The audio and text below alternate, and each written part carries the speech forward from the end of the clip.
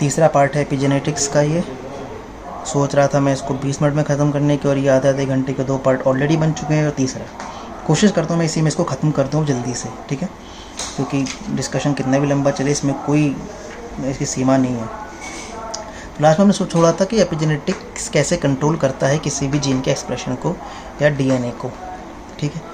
तो epigenetics control करने के लिए एपिजेनेटिक मॉडिफिकेशंस का यूज़ करता है। और एपिजेनेटिक मॉडिफिकेशंस 2 टाइप की हो सकती हैं कि या तो वो डीएनए को मॉडिफाई करें या वो मॉडिफाई करें हिस्टोन को, हिस्टोन प्रोटीन को, ठीक है। डीएनए पे जो मॉडिफिकेशन होता है उसको हम बोलते हैं मिथाइलेशन, ठीक है। तो अकेला है, पहले इसको ही निपटा लेते हैं। डीएनए मिथाइलेशन सबसे आसान तरीका है, यही सबसे आसानी से यही याद हो सकता है। डीएनए मिथाइलेशन, पहली बात तो साइटोसिन पे होता है, जो ATCG 4 बेस हैं, तो साइटोसिन के ऊपर ही मिथाइल ग्रुप ऐड किया जाता है। और अगर किसी भी डीएनए सीक्वेंस पे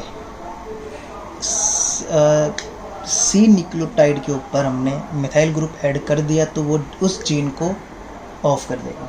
यानी कि डीएनए मिथाइलेशन का अल्टीमेट क्या है कि अगर डीएनए मिथाइलेशन हुआ तो जीन ऑफ होगा ही होगा। इसमें ऐसा कुछ नहीं है कि कभी ऑफ कभी ऑन, या कोई सीक्वेंस है कोई स्पेसिफिक पोजीशन के ऊपर डिपेंड करता हो।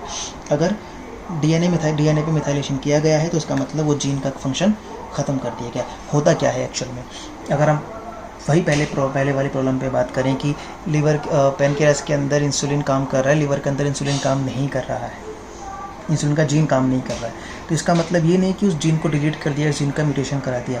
इसका मतलब ये है कि उस जीन में हमने मिथाइलेशन करा दिया। यानी कि अगर ये डीएनए है और इस डीएनए में ये वाला पार्ट बना रहा है इंसुलिन और ये वाला पार्ट बना रहा है मान लीजिए लीवर का एंजाइम फॉस्फोराइलेज, मान लीजिए, तो लीवर के सेल्स के अंदर क्या होगा कि इंसुलिन के जीन्स के ऊपर मिथाइलेशन करा दिया जाएगा और फॉस्फोराइलेज के जीन के ऊपर मिथाइलेशन नहीं कराया जाएगा। तो अब ये जीन हो जाएगा ऑफ और ये रहेगा ऑन। इसका मतलब लीवर सेल के अंदर अब इंसुलिन नहीं बनेगा, क्या बनेगा, फॉस्फोराइलेज, उसका एंजाइम बनना चाहिए। हर एक सेल में यही चीज़ें डिसाइड होती हैं कि अगर कार्डियक सेल बनना है तो कार्डियक सेल में क्या होगा, कार्डियक सेल में इन्फॉर्मेशन ये दी जाएगी, कार्डियक सेल बोलेगी अपने जीनों को कि भाई एक काम करो, जो मेरे काम के जीन है वो सब एक्टिवेट है तो बाकी सबके ऊपर मिथाइल ग्रुप ऐड कर दो। यानी कि हर एक वो जीन जो कार्डियक सेल के काम का नहीं है या जिसका यूज़ कार्डियक सेल नहीं करेगी, उस सभी जीन्स के ऊपर मिथाइल ग्रुप ऐड कर देंगे और मिथाइल ग्रुप ऐड करने की वजह से वो सारे के सारे जीन्स ऑफ हो जाएंगे और वो कभी ऑन होंगे ही नहीं उस इंडिविजुअल में, ठीक है। तो डीएनए का मिथाइलेशन का होना, इसका मतलब क्या है कि उस जीन को ऑफ हो जाना है। जीनोमिक इम्प्रिंटिंग होती है, ये कॉन्सेप्ट है, इसके बारे में किसी और दिन बात करेंगे, वीडियो बनाएंगे। जीनोमिक इम्प्रिंटिंग में भी क्या हो रहा है, डीएनए जीन्स को इनएक्टिवेट किया जा रहा है, ऑफ किया जा रहा है। उसमें भी क्या करते हैं हम लोग, मिथाइलेशन कराते हैं। एक्स इनएक्टिवेशन होता है, बार बॉडी फॉर्मेशन होती है। यानी कि जब भी जीन को इनएक्टिवेट कराना हो तो उसका तरीके बहुत सारे हो सकते हैं, लेकिन एक बहुत अच्छा तरीका है कि मिथाइलेशन करा दीजिए, उस जीन का मिथाइलेशन करा दो। यानी कि उस जीन में स्पेसिफिक पोजीशन पे साइटोसिन के ऊपर हम लोग मिथाइल ग्रुप ऐड करते हैं। मिथाइल ग्रुप ऐड होने का मतलब है जीन्स अब गया काम से। एक होता है CPG आइलैंड, अगर आपने सुना हो तो CPG आइलैंड। CPG आइलैंड का मतलब क्या है कि ये C phosphodiester bond and then G। ऐसा नहीं कह रहा कि मैं अगर ये एक डीएनए का सीक्वेंस है तो उसका कॉम्प्लीमेंट्री G और C होगा, तो मैं ये नहीं कह रहा कि ये CG आइलैंड है, नहीं, CG आइलैंड है ये, क्योंकि हमने P लिखा। P का मतलब क्या है, फॉस्फोडाइस्टर बॉन्ड। तो CPG आइलैंड, पूरे डीएनए में C और G कहीं भी हो सकते हैं, ये नॉर्मल सी बात है, लेकिन ये C और G बहुत ज़्यादा अमाउंट में प्रेजेंट होते हैं नियर द प्रमोटर। प्रमोटर कहाँ होता है, किसी ये अगर कोई जीन है जो एक्चुअल में कोई RNA प्रोटीन बनाएगा तो यहाँ पर होगा प्रमोटर, जिसके ऊपर पॉलीमरेज वगैरह के बाइंड होंगे, और इसी के आसपास के रीजन में होगा हमारा CPG आइलैंड। CPG आइलैंड यानी कि यहाँ पे CPG बहुत ज़्यादा अमाउंट में प्रेजेंट होगा, CG बहुत सारे CG प्रेजेंट होंगे। तो अगर हमें इस जीन को इनएक्टिवेट करना है तो हम यहाँ पर क्या करेंगे, मिथाइल ग्रुप ऐड करा देंगे बहुत सारे। मिथाइल ग्रुप ऐड कराने का मतलब क्या है कि अब ये जीन का फंक्शन ख़त्म हो गया। तो CPG आइलैंड में भी डीएनए में मिथाइलेशन करा देते हैं C के ऊपर और जीन इनएक्टिवेट हो जाता है। तो ये तो है मॉडिफिकेशन मिथाइलेशन के बारे में। ज़्यादा बात इसके बारे में नहीं कर रहा हूँ क्योंकि वीडियो ख़त्म करना है मुझे। अब बात आती है स्टोन के मॉडिफिकेशन की।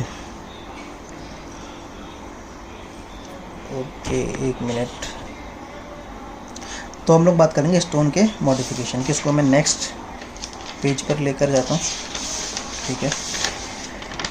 ओके, तो ये है हमारा स्टोन मॉडिफिकेशन। सारे के बारे में बात नहीं करूँगा, जो इम्पोर्टेंट हैं वो दो ही हैं जिसके बारे में ज़्यादा बात करता हूँ मैं, बाकी भी आप पढ़ सकते हैं। तो स्टोन के बारे में अगर मैं बात करूँ तो स्टोन में एक बहुत इंपॉर्टेंट है एसिटाइलेशन। इसके ऊपर बहुत सारे क्वेश्चन CSR में पूछे जाते रहते हैं। Acetylation and second is methylation, और जो मैंने पीछे लिखवाए वो तो है। एसिटाइलेशन, स्टोन मॉडिफिकेशन बहुत सारे हैं, लेकिन सबसे आसान है एसिटाइलेशन को याद रखना। एसिटाइलेशन का मतलब क्या है कि अगर स्टोन में देखो, एक बहुत अच्छा सा पॉइंट ये है कि जब भी आप मैं कोशिश करूँगा एडिटिंग के टाइम पे कुछ फ़ोटोज़ डाल सकूँ स्टोन के, तो उसमें आपको ध्यान दें ना हो तो यहाँ पर दें कि अगर ये स्टोन है तो स्टोन में कुछ ऐसी टेल्स आपको निकलती हुई दिखती हैं। इनको बोलते हैं हम एंड टर्मिनल टेल, यानी कि स्टोन एक प्रोटीन है तो उसके एंड टर्मिनल पे टेल होगी।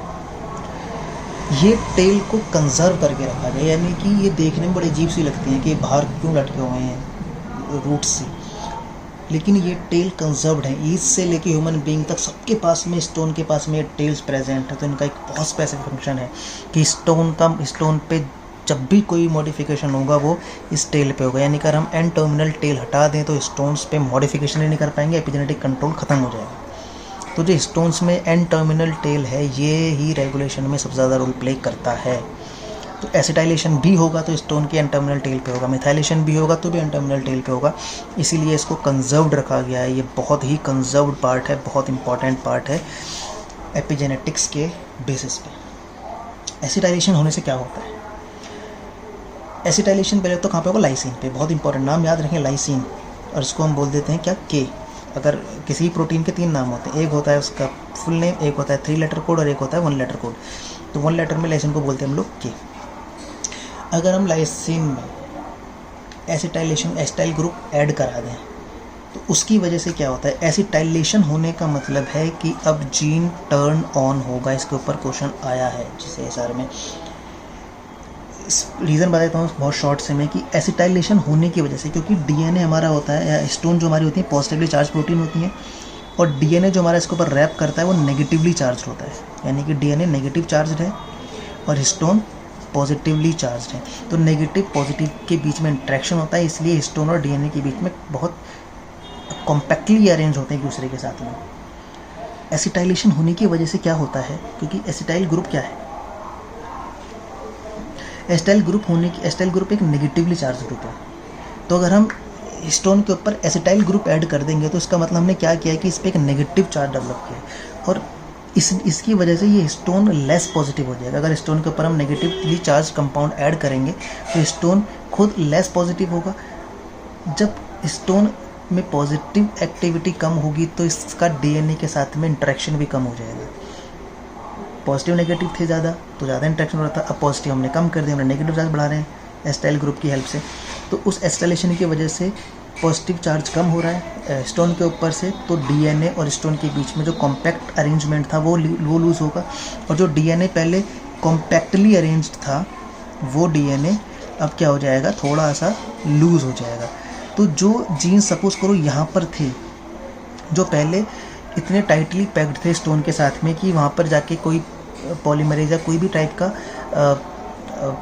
क्या बोलते हैं प्रोटीन वहाँ पर जाकर काम नहीं कर पा रहा था, अब इसकी वजह से ये लूज़ हो जाएगा और यहाँ पर ये पूरा एरिया फ्री हो जाएगा जिसके ऊपर कोई भी एंजाइम जाकर अपना काम कर सकता है। तो अगर हमें किसी जीन को एक्टिवेट करना है तो हमें स्टोन और DNA के बीच में थोड़ी लूजनिंग करानी होगी, जिससे कि वहाँ पे कुछ और प्रोटीन जाके बाइंड कर सकें। और इसके लिए क्या होता है कि हम एसिटाइलेशन करा देते हैं स्टोन के एंड टर्मिनल टेल पे लाइसिन के ऊपर।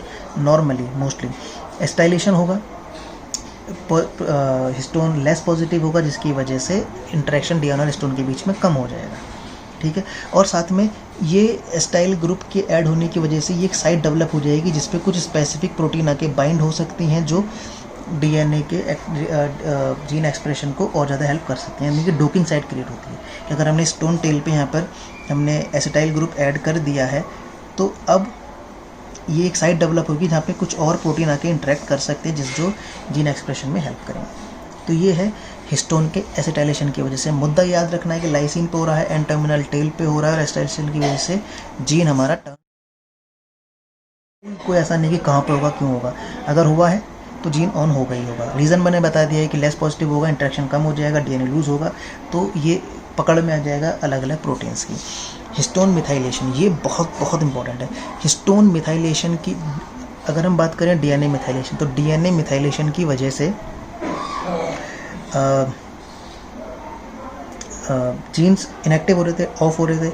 हिस्टोन मिथाइलेशन की वजह से जीन्स ऑन भी हो सकते हैं और जीन ऑफ भी हो सकते हैं, या फिर लैंग्वेज में बोलें सीएसआर की मतलब ट्रांसक्रिप्शनली एक्टिव और ट्रांसक्रिप्शनली इनएक्टिव हो सकते हैं।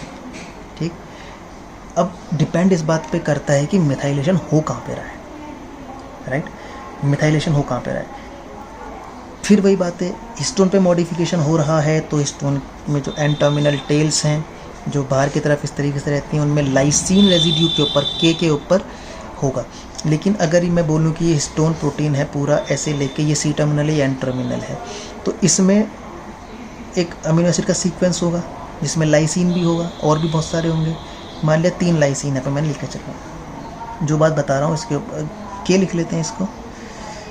जो बात बता रहा हूँ वो सीएसआर में पूछी जाती है, भी लास्ट ही पूछी गई है 1-2 एग्ज़ाम पहले, शायद 2019 में सीएसआर के एग्ज़ाम पूछी गई है कि अब मिथाइलेशन की वजह से जीन ऑन होगा या ऑफ होगा, ये इस बात पे डिपेंड करेगा कि किस पोजीशन के लाइसिन के ऊपर मिथाइलेशन हो रहा है। मान लिया ये 4th पोजीशन का है, मान लिया ये 9th पोजीशन है, मान लिया 27th पोजीशन है। अगर मिथाइलेशन होता है 27th के ऊपर, एम से रिप्रेजेंट करते हैं, मिथाइलेशन हो रहा है, तो इसकी वजह से क्या होगा, जीन ऑफ होगा। अगर मिथाइलेशन हो रहा है 9th लाइसिन के ऊपर, इसकी वजह से जीन ऑफ होगा। अगर मिथाइलेशन हो रहा है 4th पोजीशन, अगर मैं बोलूँ कि पहला न्यूक्लियोटाइड, पहला अमीनो एसिड यहाँ पे, दूसरा यहाँ पे, तीसरा यहाँ पे, चौथा अमीनो एसिड ये है जो लाइसिन है, तो अगर इसके ऊपर मिथाइलेशन हो रहा है तो इसकी वजह से जो जीन है 4th पोजीशन पे वो क्या हो जाएगा, एक्टिव। और अगर एक और मान लेते हैं यहाँ पे मान लेते हैं 36th पोजीशन पे जो लाइसिन है, अगर उसके ऊपर मिथाइलेशन कराओ तो भी जीन ऑन हो जाएगा। यानी कि डीएनए मिथाइलेशन होते ही जीन इनएक्टिव है, हिस्टोन का एसिटाइलेशन होते ही जीन एक्टिव है, और हिस्टोन का मिथाइलेशन से जीन एक्टिव और इनएक्टिव दोनों हो सकते हैं। डिपेंड ये करता है कि किस पोजीशन के लाइसिन के ऊपर मिथाइलेशन हो रहा है। क्वेश्चन यहाँ पूछा जाता है, जैसे बोलते हैं K9, K27, K4, इसके ऊपर बोल सकते हैं कि K9ME। K का मतलब लाइसिन, 9 का मतलब 9th पोजीशन। पूछा ये जाता है कि K9 पे मिथाइलेशन कराते हैं, मिथाइलेशन एट K9 या K9ME की वजह से जीन एक्टिव होगा, इनएक्टिव होगा। तो अगर हमने 4th पोजीशन पे कराते हैं तो एक्टिव हो जा रहा है, 9th पे करा रहे हैं लाइसिन के ऊपर ही तो इनएक्टिव हो रहा है, 27 पे करा रहे हैं तो इनएक्टिव हो रहा है, 36 पे करा रहे हैं तो एक्टिव हो रहा है। यानी कि हिस्टोन की मिथाइलेशन की वजह से जो जीन का एक्सप्रेशन है वो ऑन भी हो सकता है और वो ऑफ भी हो सकता है। डिपेंड ये बात पे कर रहा है कि कौन से पोजीशन की लाइसिन के ऊपर हम मिथाइल ग्रुप ऐड कर रहे हैं। यही चीज़ फॉस्फोरेशन केस में होती है कि उस पर भी बिहेवियर चेंज होता रहता है। हम ये नहीं कह सकते कि ऑन ही होगा या ऑफ ही होगा। लेकिन हिस्टोन का एसिटाइलेशन और डीएनए का मिथाइलेशन ये बिल्कुल सही चीज़ है। डीएनए मिथाइलेशन हुआ, डीएनए मिथाइलेशन की वजह से एक्चुअली में जीन इनएक्टिव क्यों हो सकते हैं कि डीएनए पर अगर मिथाइल ग्रुप हमने ऐड करा दिया तो हो सकता है कि अगर ये मान लिया डीएनए है और इसके ऊपर हमने मिथाइल ग्रुप ऐड करा दिया तो हो सकता है कि अब जो प्रोटीन यहाँ पर आके बाइंड करती हो नॉर्मली वो यहाँ पर बाइंड ना करे और यहाँ से वापस लौट जाए इस मिथाइल ग्रुप के ऐड होने की वजह से। यानी कि इसने हिंड्रेंस दे दी है कि जो उसकी बाइंडिंग साइट थी वहाँ पर आके प्रोटीन बाइंड नहीं करेगी और वहाँ से वापस लौट जाएगी। प्रोटीन बाइंड नहीं करेगी तो डीएनए का जीन का एक्सप्रेशन नहीं होगा। तो मिथाइलेशन जीन के एक्सप्रेशन को ख़त्म कर देता है, हिस्टोन का एसिटाइलेशन जीन के एक्सप्रेशन को ऑन करता है, और हिस्टोन का मिथाइलेशन डिपेंड करता है कि किस पोजीशन पे हुआ है। सीएसआर के पॉइंट ऑफ व्यू से बहुत इंपॉर्टेंट है। इसमें जो मैंने चीज़ें सारी कवर की हैं इसमें बहुत सारे टॉपिक्स ऐसे हैं जो सीएसआर के हिसाब से जब पढ़ाते हैं तो उसमें बहुत डिटेल में जाते हैं। जैसे डीएनए के फोल्डिंग, 2nm का डीएनए कैसे पूरा क्रोमोसोम बन जाता है, उसकी पूरी कॉन्सेप्ट है जिसके ऊपर क्वेश्चंस कई बार बने हैं। जो मैंने बोला 1.67 जो राउंड लेता है वो 2 कंप्लीट राउंड नहीं होते हैं। वो कैसे पता करते हैं, कौन से एक्सपेरिमेंट हुए हैं जिसकी वजह से पता चलता है कि स्टोन कोर स्टोन कौन है, कोर डीएनए कितने साइज़ का है, लिंकर डीएनए क्या है, वो सब चीज़ें अलग हैं। मॉडिफिकेशंस, इन सब के बारे में डिटेल में बात करते हैं, बहुत सारी चीज़ें इसमें और हैं। लेकिन यहाँ पर मैं मुद्दा बता रहा हूँ कि एपिजेनेटिक मॉडिफिकेशंस की वजह से जीन इनएक्टिव और एक्टिव कैसे होते हैं। ठीक है, एपिजेन अब कुछ मैं चीज़ें आपको बस ओरली बता रहा हूँ क्या, कि एपिजीनोम जो हमारा चेंज हो सकता है। मैंने पहले ही बोला कि चेंजेबल है, ये टाइम के साथ साथ चेंज हो सकता है। सिग्नल इन्वायरमेंट से कैसे आ रहे हैं, नेबरिंग सेल से कैसे आ रहे हैं, बाहर से कैसे आ रहे हैं, आउटसाइड से, उस बात पे डिपेंड करता है कि इंसान का एपिजीनोम कैसे होगा। एक चीज़ और लेके आऊँगा। सबसे अच्छी बात यह है कि एपिजेनेटिक सिग्नल्स जो होते हैं वो एम्ब्रियो में इरेज हो जाते हैं। यानी कि अगर एम्ब्रियो की हम बात करें या जाइगोट लेवल पे बात करें तो उस टाइम पे एपिजेनेटिक सिग्नल्स नहीं होते, उस टाइम पे कोई भी जीन इनएक्टिव या एक्टिव नहीं होता है, राइट। उस टाइम पे हर एक सेल के पास में पूरी कैपेसिटी है, वो किसी भी जीन को एक्टिवेट कर सकती है। लेकिन डेवलपमेंटल प्रोसेस के टाइम पे क्या होगा, जैसे मोरला स्टेज तक हम बोलते हैं कि हर एक सेल के पास में कैपेसिटी है कि कुछ भी बना सकती है, कोई भी ऑर्गन बना सकती है। लेकिन जैसे जैसे डेवलपमेंटल प्रोसेस में हम लोग आगे बढ़ते हैं, है ना, जाइगोट से मोरोला से ब्लास्टोला, तो जैसे जैसे आगे बढ़ते हैं वैसे वैसे स्पेसिफिकेशन आता रहता है। अब जो सेल्स का क्लस्टर है जो कुछ भी बना सकती हैं, पहले टोटीपोटेंट हो सकती हैं, प्लूरीपोटेंट हो सकती हैं, उसमें अब स्पेसिफिकेशन आना होगा। कुछ सेल्स डिसाइड करेंगे कि हमको लीवर बनाना है, तो वो क्या करेंगे, लीवर के जीन्स को छोड़ के बाकी सारे जीन्स को वो इनएक्टिवेट कर देंगे, जिससे कि लिवर में किसी और सेल का फंक्शन ना हो। आइज़ की जो सेल है, जो अब आइज़ बनाएंगे आगे जाके, वो सिर्फ आइज़ के जीन को इनएक्टिवेट करेंगे, बाकी सारे जीन को मिथाइल ग्रुप ऐड करा देंगे। जो नर्वस सिस्टम की सेल है, जो ब्रेन की सेल्स हैं, उसकी केवल ब्रेन वाले जीन्स एक्टिवेट करेंगे, बाकी सारे जीन्स को वो क्या कर देंगे, ऑफ कर देंगे। लेकिन अगर सोचो कि अगर एम्ब्रियो के अंदर ही सारी जीन्स, ये एपिजेनेटिक सिग्नल परसिस्ट करें, टैग्स लगे रहें, हर एक जीन्स एक्टिव है, कोई इनएक्टिव है, तो क्या होगा कि कोई सेल कुछ भी नहीं बना पाएगी। तो एट द टाइम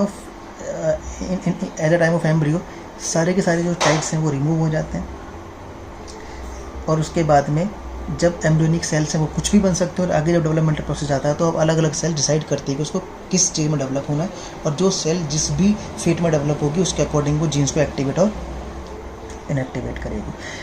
एपिजीनोम रिमेंबर करता है, एपिजीनोम एक मेमोरी होती है। यानी कि अगर ब्रेन सेल है, नर्वस सिस्टम की सेल है, उसने सारे जीन्स अपने इनएक्टिवेट कर रखे हैं अपने ब्रेन सेल्स के जीन्स को छोड़ के, तो उससे जो आगे बनने वाली सेल्स होंगी उन सभी सेल्स के अंदर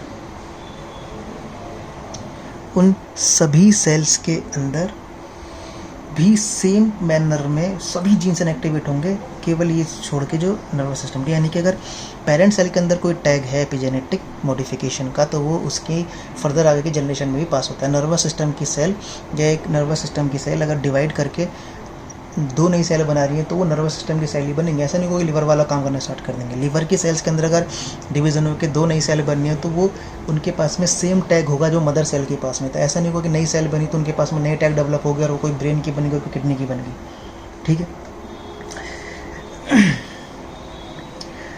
अब हम और क्या बात कर सकते हैं। ट्विंस के बारे में आपको बता चुका।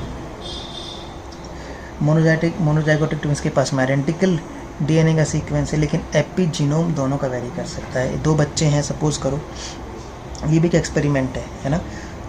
जो आइडेंटिकल ट्विंस है, जब वो पैदा हुए, जब उनकी स्टार्टिंग की लाइफ चल रही थी, शुरू की, तब क्या हुआ, उन दोनों के एपिजेनेटिक सिग्नल्स को देखा, एपिजेनेटिक टैग्स को हमने स्टडी किया। मैंने क्या मतलब, साइंटिस्ट ने स्टडी किया।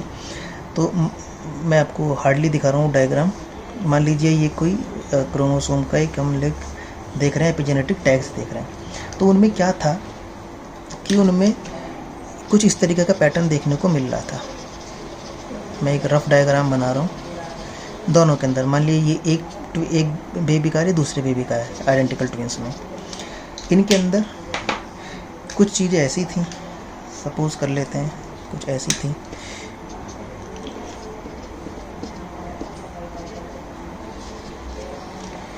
कुछ इनके अंदर आपको ऐसा दिख रहा है, मान लिया ये क्या है, मॉडिफिकेशंस दिखा रखे हैं, ठीक है।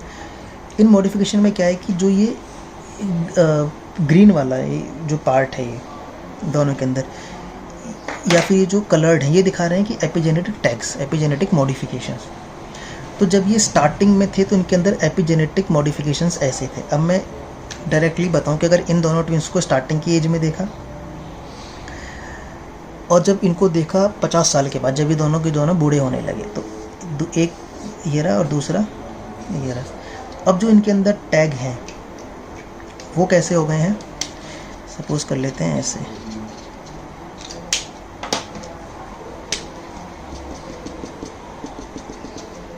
रफ डायग्राम बना लें, दिल पे ना लें, ठीक है। इन दोनों में डिफरेंस देखो क्या है। इसमें क्या है कि जो येलो वाला पोर्शन है ये दोनों में बहुत सारा है और इसमें येलो वाला पोर्शन दोनों में बहुत कम है। ये येलो पोर्शन क्या दिखा रहा है, ये दिखा रहा है शेयर्ड एपिजीनोमिक टैग, ये है वो शेयर्ड एपिजेनेटिक टैग्स।